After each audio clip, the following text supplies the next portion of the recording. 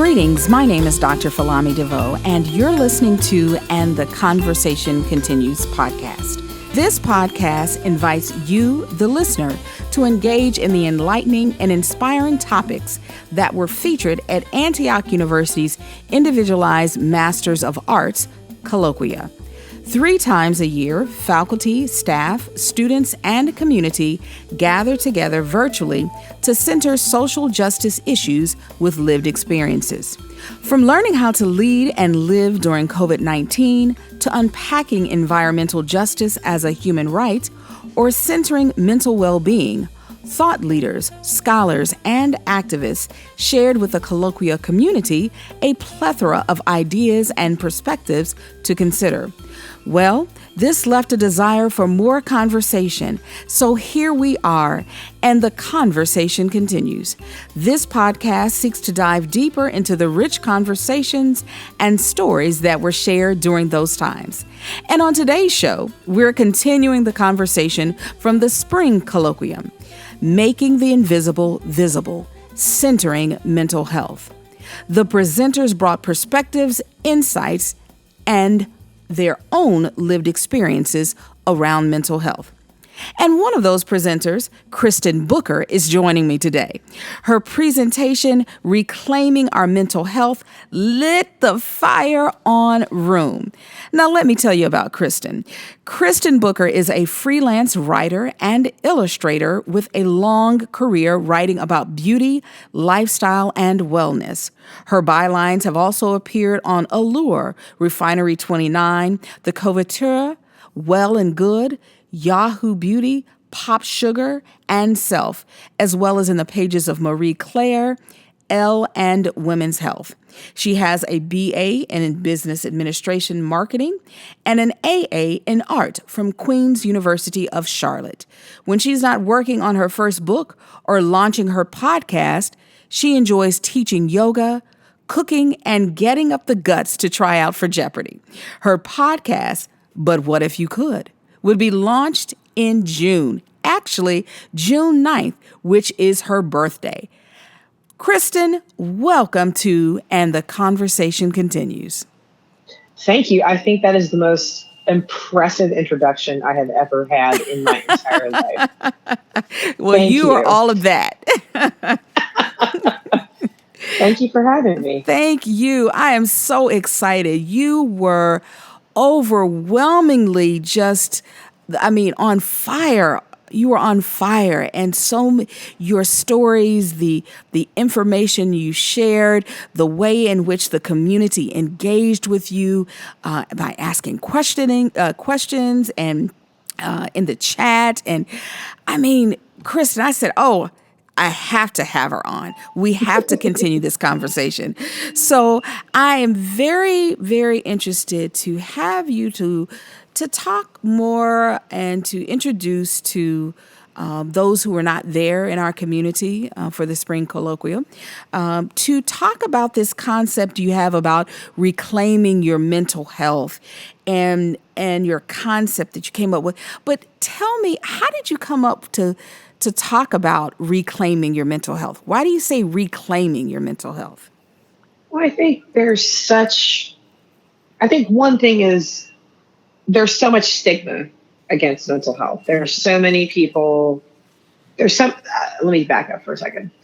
It's not that there are so many people out there. It's that we have generations and generations of misinformation and fear that have to do with anything that appears outside of the widely accepted norm of most cultures.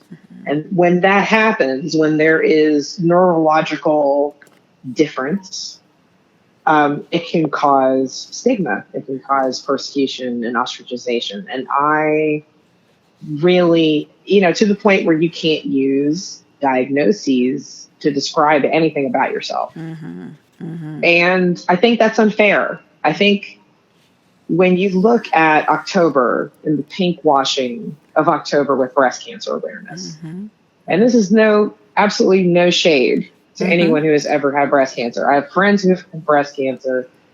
I respect this, but the pink washing of the month of October is loud and proud about breast cancer. We forget that about, 50, 60 years ago, cancer was also a bad word. Like you couldn't talk about cancer either, right?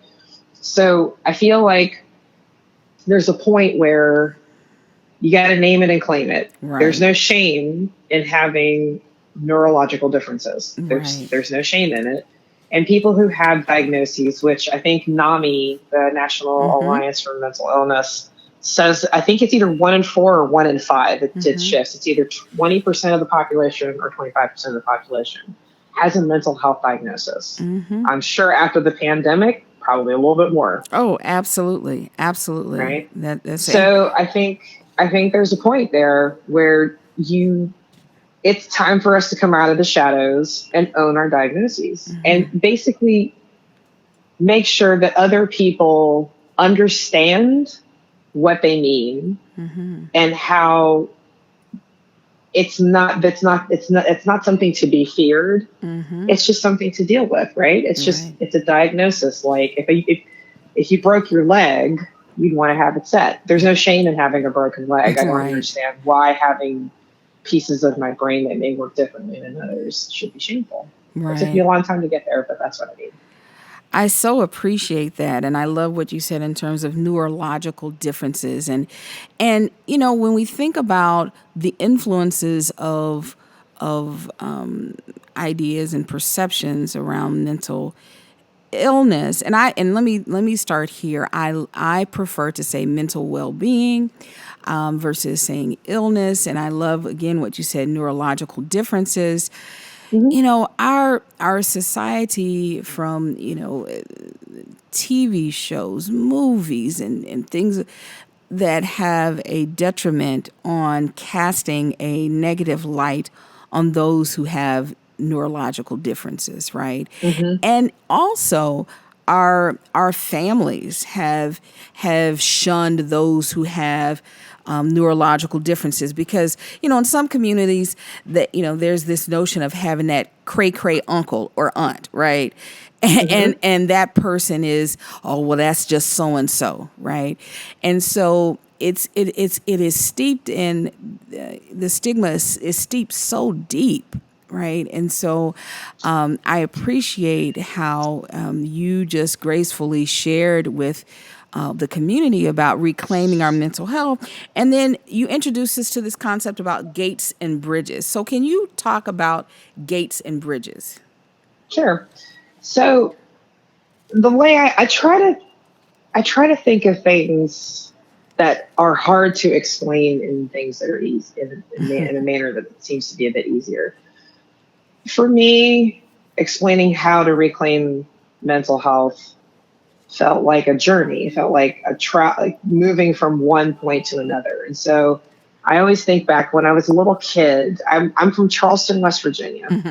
And when I grew up in an unincorporated area called Rand, which, if anybody out there is a football fan, Randy Moss and his family lived up the street from where I grew up, right? So Rand University is the 7-Eleven that I don't know post-pandemic if it's still there, but it should still be there. But anyway, we moved into a house when I was a baby, and our backyard abutted my grandfather's backyard. So I could walk through my backyard, and there was a gate there. And then to get to my grandfather's backyard, I walked through this gate, across this very small wooden bridge, and through the gateway of his backyard. And I always think about how fun that was for me as a kid, and how growing up in a household with a lot of fighting and a lot of abuse and neglect and things happening, that was always a happy memory for me. Walking over, opening that gate, walking across that little bridge, and opening another gate. So when I was thinking about how to talk about the phases of reclaiming your mental health, I thought about it in the concept of gates and bridges, right? So if you think about it, all of life is a series of obstacles to overcome, and passages between your initial obstacle and the achievement of your goal. usually what's on the other side of that passage, right? So you can think of your initial obstacle as a gate, a barrier constructed to keep you in a particular place or circumstance and to prevent information from coming in to change that particular circumstance. So that could be cultural, it could be any number of things. The passage, after bravely opening that gate, can be thought of as a bridge, which is the journey you're going to take to get to the other side. Knowledge is part of crossing the bridge, along with other life experiences.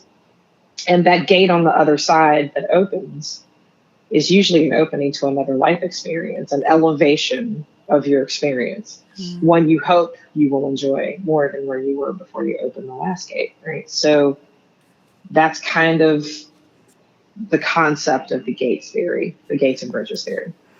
I love that. I so appreciate that we're very intentional about breaking it down, and some people might be familiar with this phrase, make it plain. And you made it plain for me, and I think for many, of understanding this part. And when I was thinking about gates, for me, could the gate, and let me ask you this, Kristin, could the gate be one's ego? Oh, yes. Oh, yes. Yeah. I think do you have a story behind that? I'm right. I mean, I don't know. I think that's the thing. One of the toughest pieces of it, though, is inevitably, you have to, because it is part of it is your ego. Gate one could be your own ego and perception of yourself. I mean, the first piece of owning a mental wellness diagnosis is acknowledgement that you have this difference.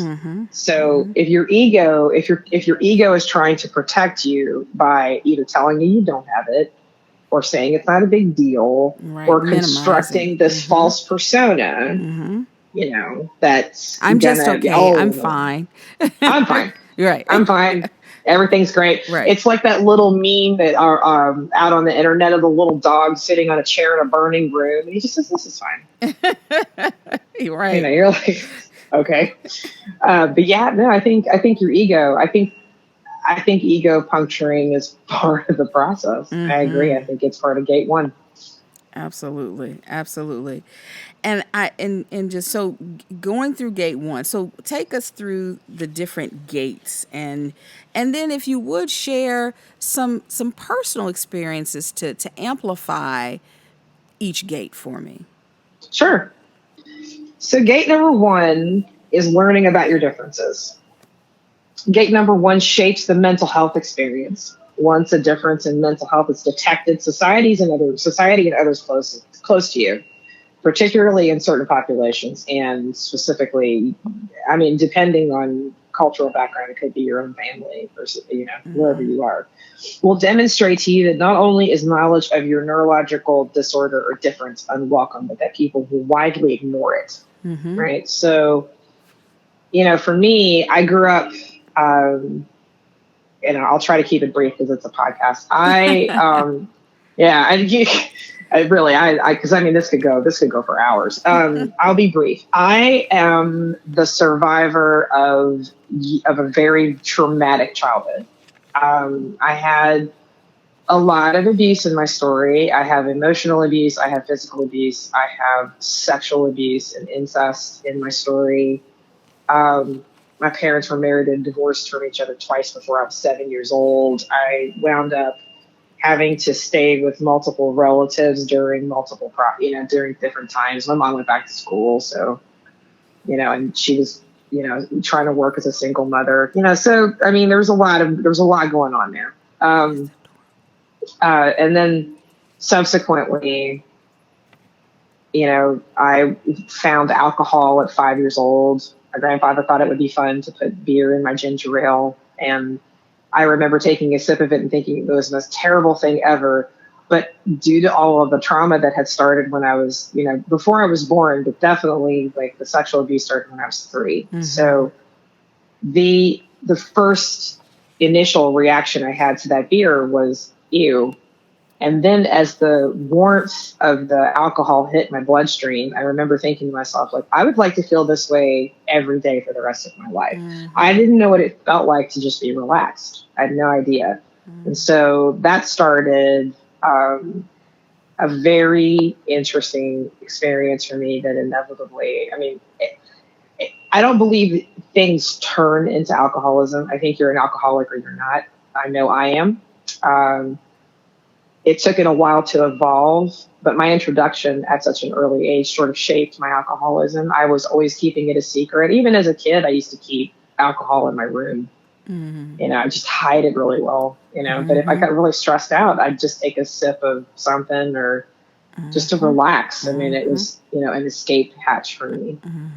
You know, I wound up, you know, I had a suicide attempt at 16. I was sexually assaulted in college. Like, I know this is like a greatest hits of bad things that happened, but like it shapes the story of how my mental health came to devolve, right? You know, I mean, I wound up practicing what's called a geographic in recovery communities. We call it pulling a geographic, which is I would eventually, after I graduated from college, I started trying to escape my circumstances. We were talking about the ego and that false self. I would start, you know, having consequences for partying too much, or alcoholism starting to take over my life, and, you know, bouts of depression and anxiety. And I would just think to myself, well, this place sucks. So I would light a match, throw it behind my back, and say, I'm out of here. And I would just get different jobs. So I moved in 9 years. I think I moved 13 times. Wow. So across, I'm sorry, Kristin. So is this a part of that gate 2? Because I know that you know that gate 1 that you reference is how you learning about your differences and how you know it's then going into, is this the descent into deceit? I think you mentioned that. Okay.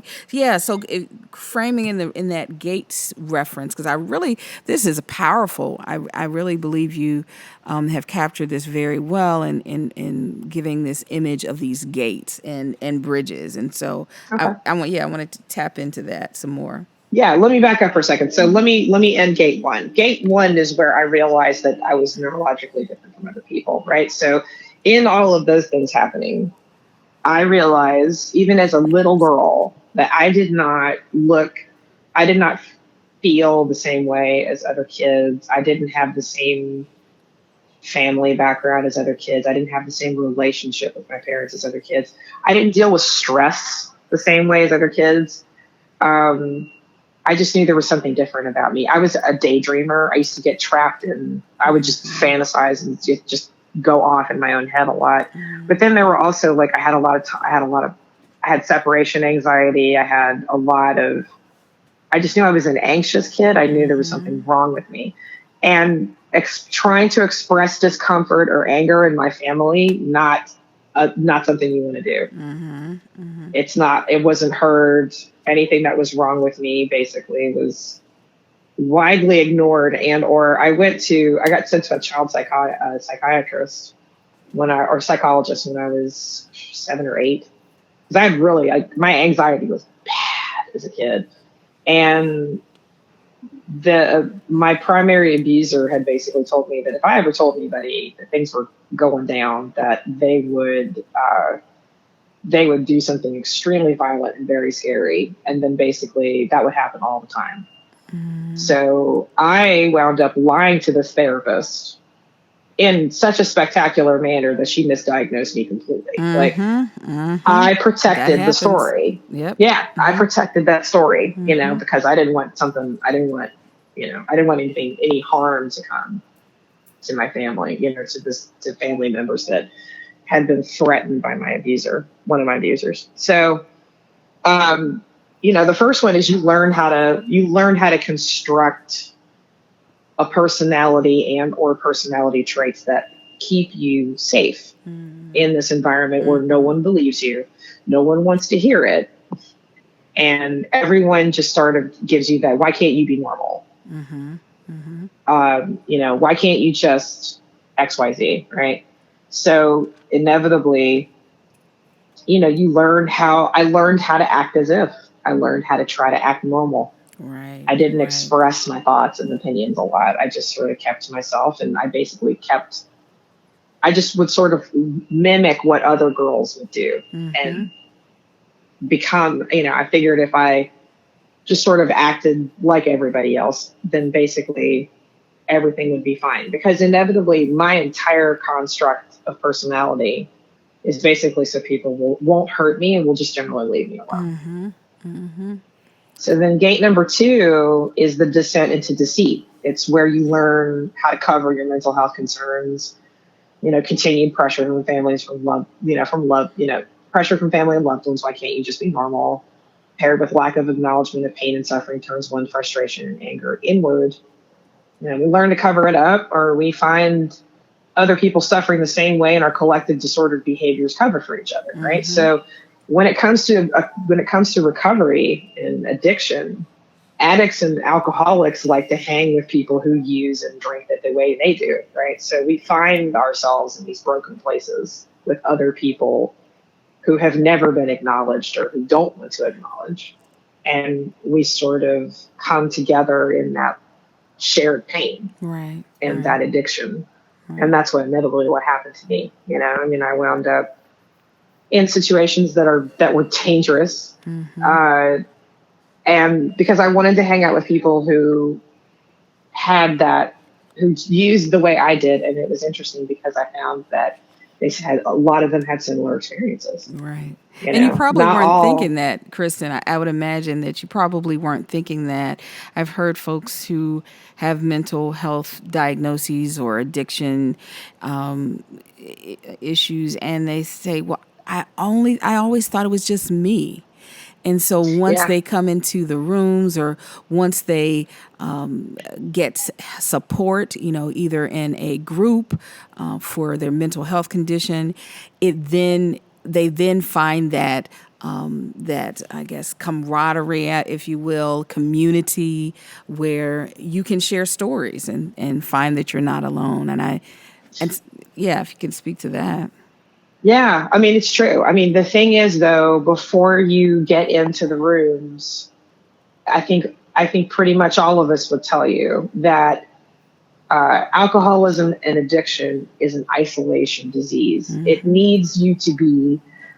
I was told once that the disease only needs 3 things to take over my life. It needs me to be alone, upset, and right. I don't need money.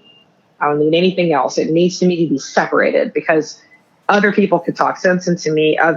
People could help me if I were not isolated. But it tends to be, and it's a double whammy for people who have multiple diagnoses like I do, right? So, I was already widely isolating.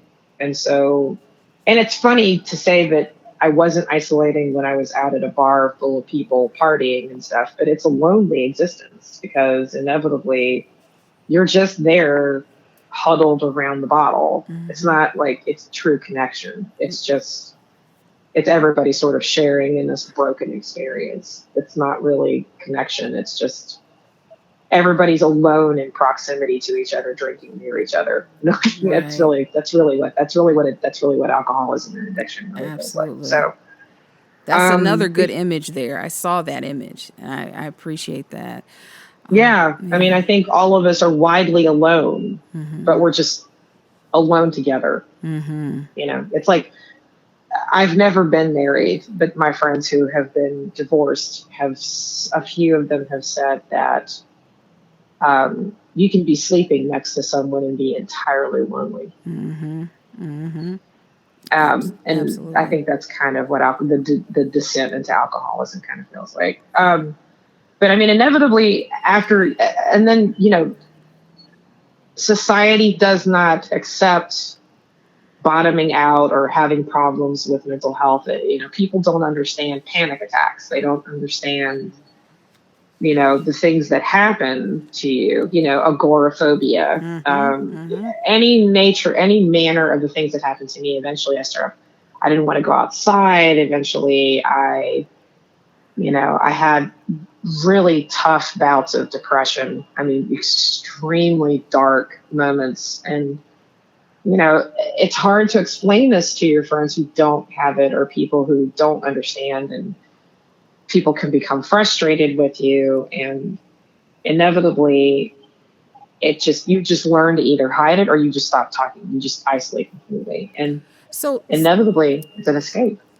I'm sorry. I just heard you say in terms of you become alone, and so how do those who, I guess you can speak for yourself, who have suffered depression, what does it take for you to rise?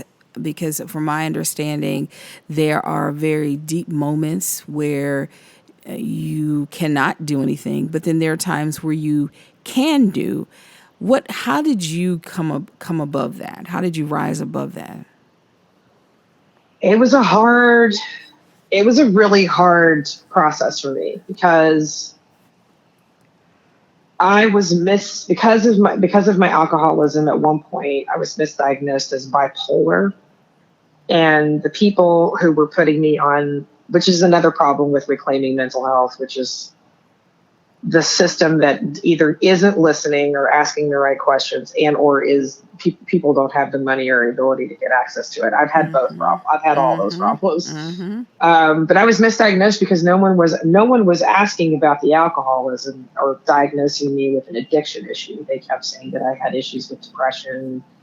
And meanwhile, they were giving me tons of drugs. I was on 26 different cocktails of medication at one point. And drinking on all that medication had forced me into manic phases. It really it messed with my head a lot. So my anxiety and my depression got worse, and they became very dark times, or very high swings of energy. And it's, and then come to find out years later, I'm a garden variety alcoholic, right? Like I really am. Like, I'm a garden variety alcoholic. I just have other diagnoses in my history, but I don't want to discount anyone's experience with depression. It is a harrowing experience, because the best way I can describe really hardcore clinical depression is you have to keep saving your life every single day, and it is exhausting.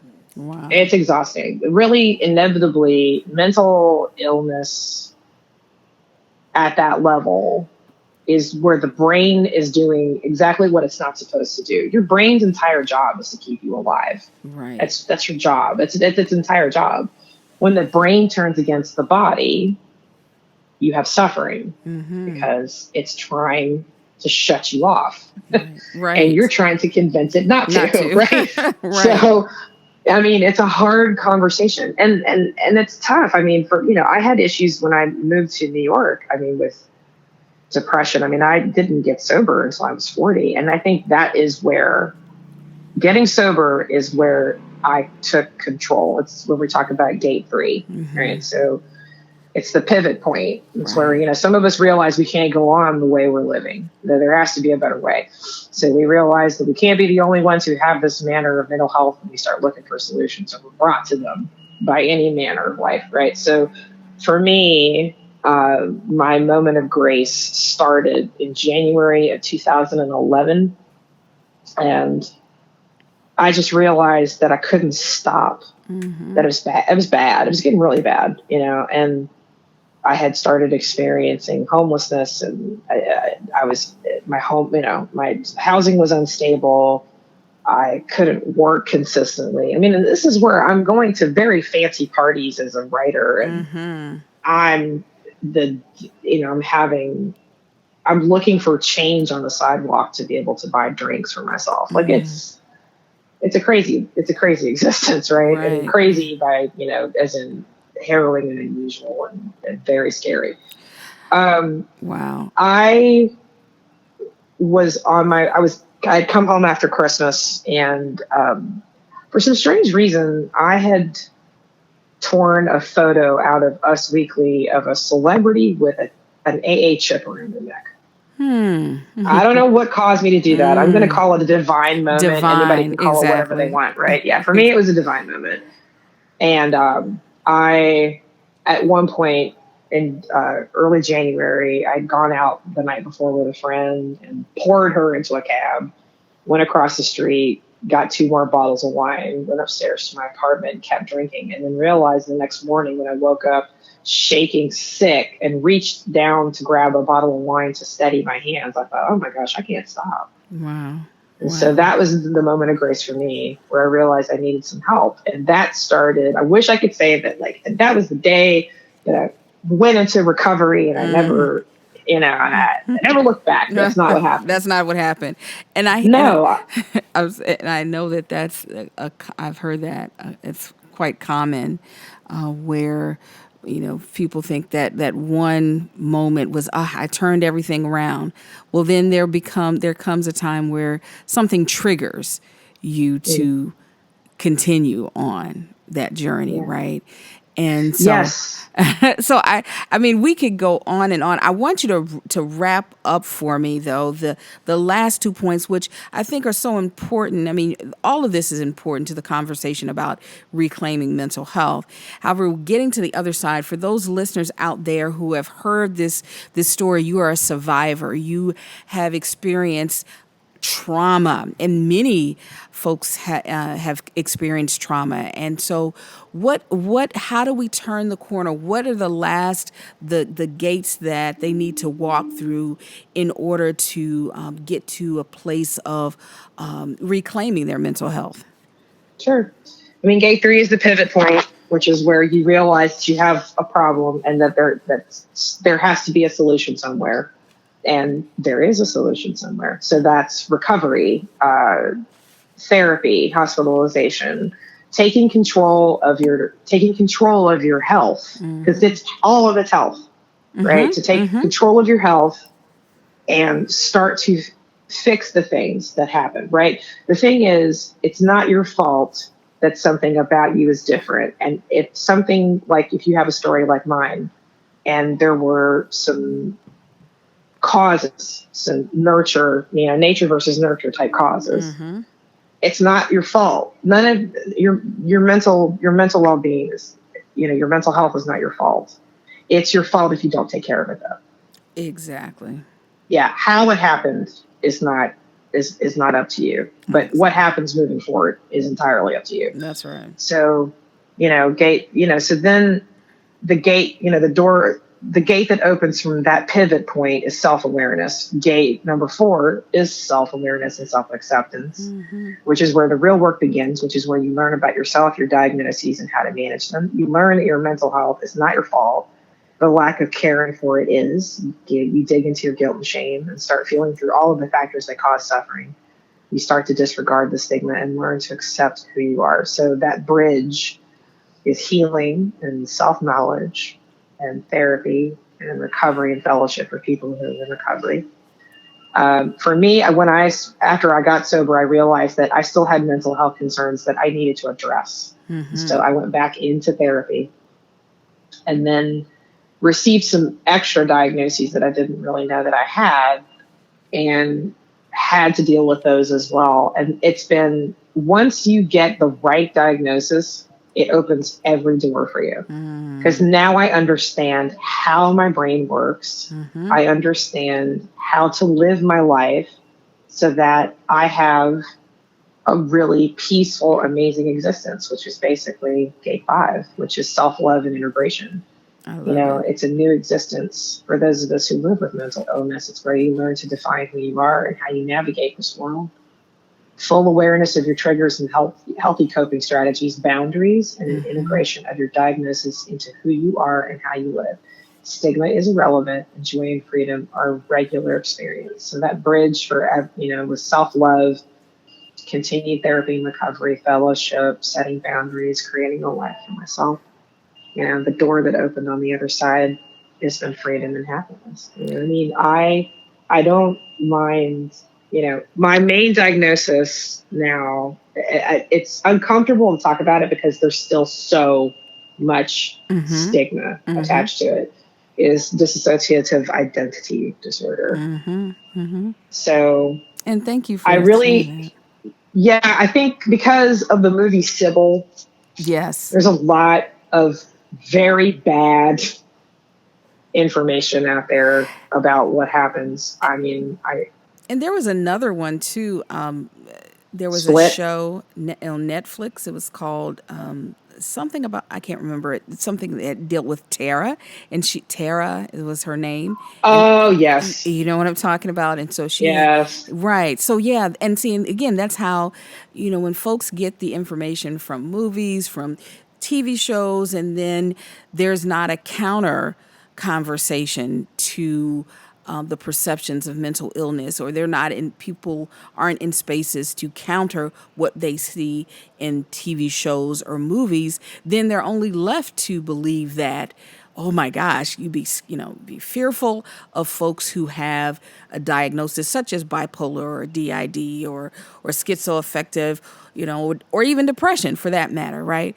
Sure. What I love though, and I want to close this conversation, there's so much that we could continue to talk about and will talk about regarding mental health. And this is what this podcast is for, to continue the conversation, to dig deeper, and to offer our community points of thoughts to continue to linger and think about, right? And so I really like what you said about this new existence. Gate 5 is a new existence for those who live with mental illness. In that sentence, that gives me hope. That's a hopeful sentence, a new existence. And so if I could leave anything here, is that you are sharing hope in spite of and through it all that you have endured, that there is new existence.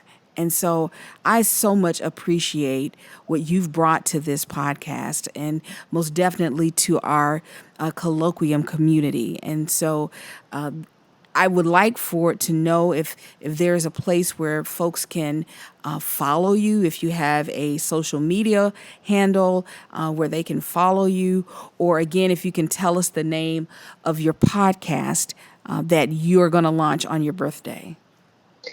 So I just wanted to say again, thank you very much for having me. I hope everybody if there's anybody out there who has issues or concerns or questions about mental health, go embrace yourself and embrace whatever it is, because the life on the other side of that is mind-blowing. It's the best show in town. Don't quit before the miracle happens for you. My Instagram handle is at I am Kristin Booker. So my name with 2 I's. So I am Kristin Booker.